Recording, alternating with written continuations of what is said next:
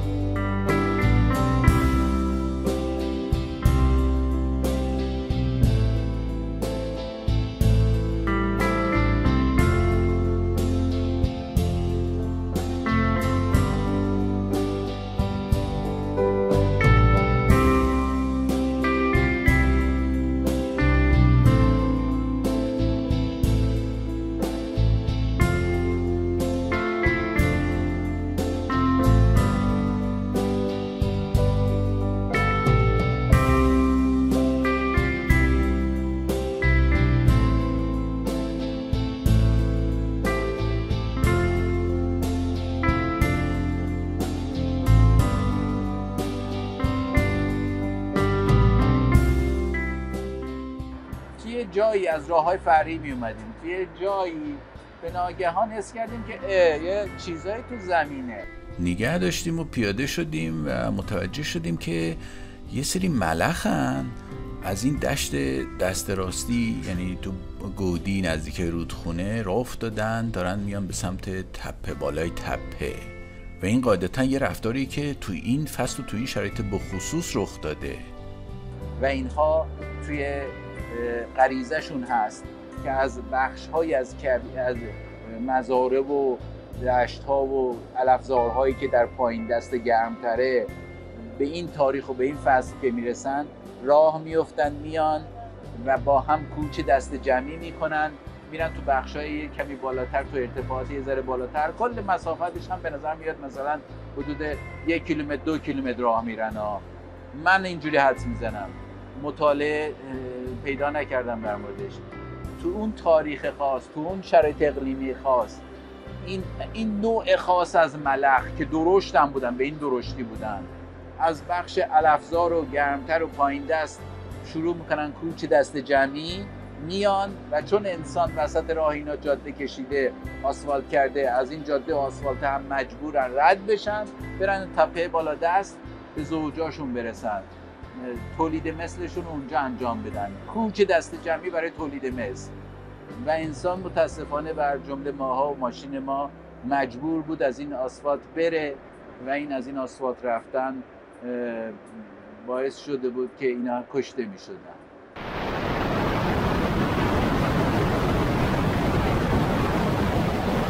البته این که میگم اینا احتمالا میرفتن دنبال زوجیابی یه نظریه است، چون احتمالای دیگه هم وجود داره. ممکنه اینها مهاجرت‌های فصلی سالانه داشته باشند و غیره و غیره.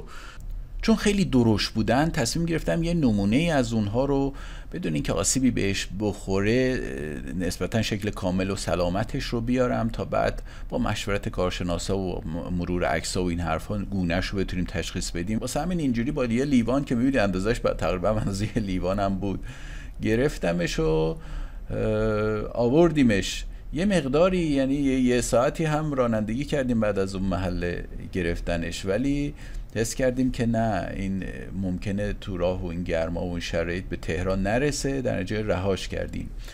من نمیدونستم که این سوال تو کنکور سال بعد تو یکی از این طبیعتگردی ها دوباره برام مطرح میشه. کنکور سال بعدی که میگم یعنی طبیعتگردی تو منطقه کوه پریز تو جنوب شهر درود لرستان بود که اونم البته خرداد بود دیگه. خرداد 1403 رخ داد و رفته بودیم یه فیلمی از یه غاری بگیریم که بعداً گزارشاشو اونا جدا نشر میدم. ولی فعلا به این ملخایی که تو این گوشه سمت راست کادر روی این درخت میلولن توجه کنید. اونجا لشکری از این ملخها در همه جای این دشت در حال حرکت بود و بقیه‌شو دیگه میبینید.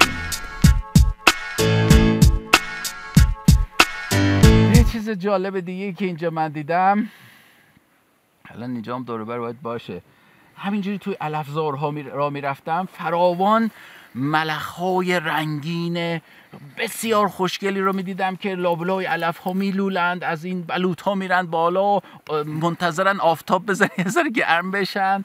و تا این آقا یادش بیاد که چی میخواست بگی، من گفته باشم که اتفاقا ملخها برای افزایش تحرکشون در روز محتاج گرمایش خورشید هستند و به همین دلیل صبح همیشه آفتاب میگیرن. اینقدر زیاد بودند که آدم باید مواظب باشه که دفعه لقدشون نکنه. یعنی همین الان من نشستم فکر کنم یه ذره سکوت بکنم ممکن اینجا پیداشون بشه. نکته جالبی که در موردشون میدیدم این که نزدیک درخت میشدم، روی تنه درخت مثلا 20 تا ردیف شده بودن، هیکل یک انسانی روی چیزی رو میدیدن نزدیک میشه، فوری میرفتن پشت درخت پنهان میشدن.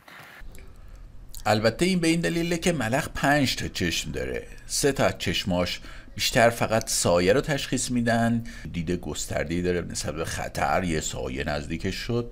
2 تا از چشماش هم که چشمای مرکبن، یعنی خودشون از 10 ها و 100 ها چشم ریز تشکیل شدن و قدرت‌های متفاوت از چشم ما بهشون میده.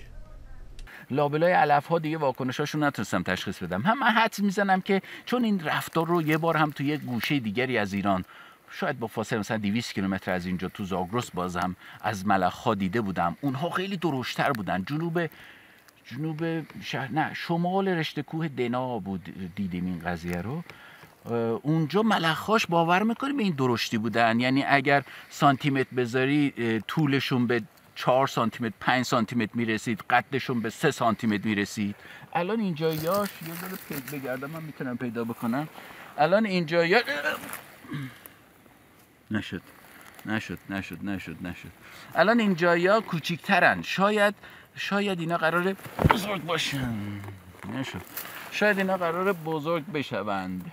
ولی خلاصه اینها من حدس میزنم که فصل کوچشونه.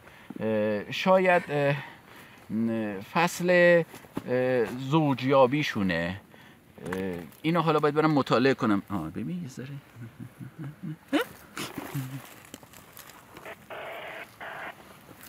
ببینید چجوری بگیرم که هم بنده خدا آسیب نبینه هم شما بتونید ببینیدش.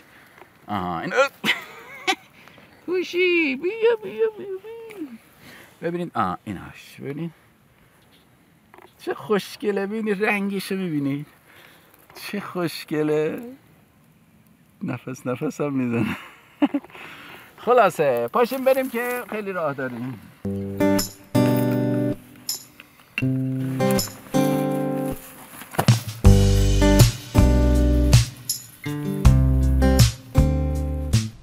در مورد ملخ گفتنی زیاد دارم، اما نه اینکه عاشق ملخ باشم، کلا هر پدیده‌ای کلی توش دقت میکنی به مطالب جالب توش پیدا میشه، از ملخ گرفت تا یه سنگ. ولی دیگه الان مجال این بحثا نیست، چون اصلا ما قرار نیست اینجا مستندسازی که نمی‌کنیم. ما اینجا یه یافته ای رو یه یافته کوچولو رو توی قسمت‌های کوچیکی سعی میکنیم که نشرش بدیم، حیف نشه، گم نشه، یافتا به درد بخوره. کسی که سفر نکرده اونجا اینو دیده باشه شاید بهتر از من بتونه از این اطلاعات استفاده کنه. و سلام چی شد. حالا بریم بعداً بریم این سفر، خود این سفرم خیلی حرفا داره. فعلا خداحافظ.